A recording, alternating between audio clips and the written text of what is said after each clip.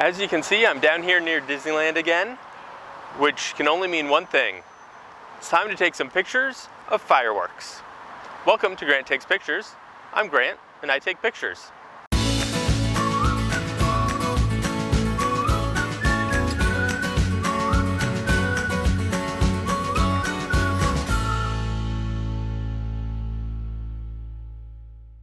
If you remember in my first video, my best images came out at 4 seconds at f8 or at 8 seconds at f11. But all of the white photos all the photos of the white fireworks were blown out. So I'm going to try to step it down. I'm going to start at 8 seconds at f16 and see how that works. And then I'm going to try 4 seconds at f11 and see how that works. So take it down at one full stop. And we're just going to start there and see what we get. I have my remote shutter release set up again, and I have, if you remember from my last video, my long exposure video, I had my GoPro that I just taped to my tripod. I got myself a mount for the hot shoe on my for my GoPro, and I'm pretty happy with it. We're going to see how it works tonight, but hopefully it will work well. All right, I see the first two fireworks going off, so we are going to start these pictures.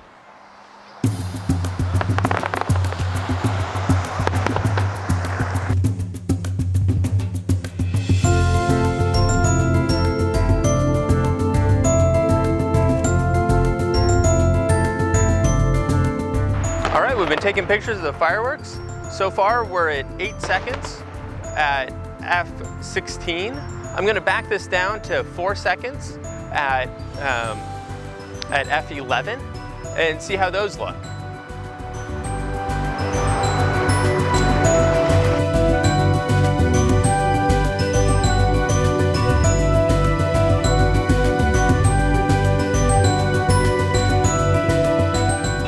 All right, the show is over. I got two pictures right at the end of a 15-second exposure each. I think the one during the finale will be completely blown out, but I went down to f22 to try to get the same relative composition and exposure level. I think the one before that will have worked out pretty well.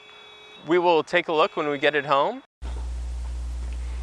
We've made it back home, and I've had a chance to review the pictures from Disneyland of their fireworks show. I got 8 photos that I liked from the other night, 2 that were each 8 seconds, 4 that were 4 seconds, and 2 that were 15 seconds each right at the end of the show.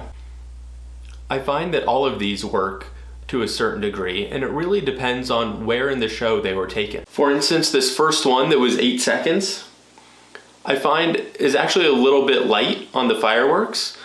If it had been longer, it would have captured more firework explosions. But on this second photo that was also 8 seconds, it looks a little bit better. It looks more like a fireworks show, like you would hope to see. I think one of the problems with fireworks shows many times is that they spread the fireworks out too far, and you don't get many fireworks all in the air at the same time, except for during the finale. I would say that earlier in the fireworks show, it's better to have longer exposures so you can get more fireworks in the shot for each exposure. As the fireworks show goes on and more fireworks are launched all at once, it's better to start shortening the firework length. If we jump to the final image that I took, here, this was a 15-second exposure of the finale, and it is just too busy. There is too many fireworks, too much light being captured all at once. It is just a complete blown out mess.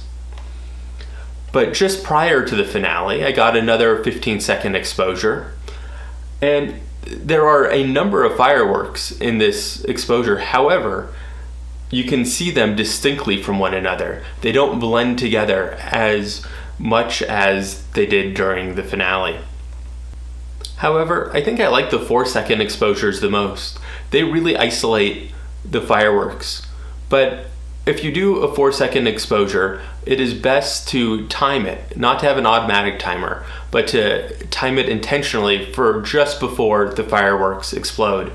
To do this, you need to be watching low in the horizon so you can see the firework be launched up in the air, and hit the remote shutter button just before the fireworks are going to explode. That way you can get the full extent of each firework exploding instead of having just the tail end or the beginning of an explosion. One of the things that I talked about wanting to try to accomplish when I went out to take photos was to underexpose these images just a little bit to try to capture more detail in the white fireworks. And I think I successfully accomplished that. This image here is a 4-second exposure of a few white fireworks going off all at once. And in the center of each streak, it is still blown out. There's no real detail. But around the edges, you can see embers dropping away from each large streak of firework. This is the type of detail that I wasn't getting before in the white firework photos. So I think underexposing in this little amount is a great baseline to start from when shooting fireworks. So this was 4 seconds at f11, ISO 100. I think that this is the starting point for any firework photography. And from there you can adjust up or down the length of the photos and adjust the exposure, the overall exposure brightness up and down. But I think staying within 1 or maybe even 2 stops of this is where you need to be for firework photos. So in the next part of this series, I will be looking at finding interesting foregrounds in your firework photography. Fireworks by themselves aren't all that interesting. You don't get a sense of scale or a sense of wonder if you are just taking pictures of the fireworks. You need something interesting. In these photos, I have had at least some foreground detail. It might not be the most interesting right along Harbor Boulevard, so I'm gonna go someplace else, see what I can get, and see if I can get some other photos of the fireworks at Disneyland from a slightly more interesting vantage point. So look forward to seeing that next month, and I'll continue doing these right up until the 4th of July. And on the 4th of July, hopefully I get the most beautiful firework photos I've ever gotten in my life. That's the goal here. So if you have liked this video, if you want to continue to see me on this journey of being able to photograph fireworks as best as possible, hit that like button, hit subscribe, and each week I'm coming out with new videos on landscape photography, on firework photography, a few videos here and there on gear. So come and join me, and hopefully I will see you again for the next video.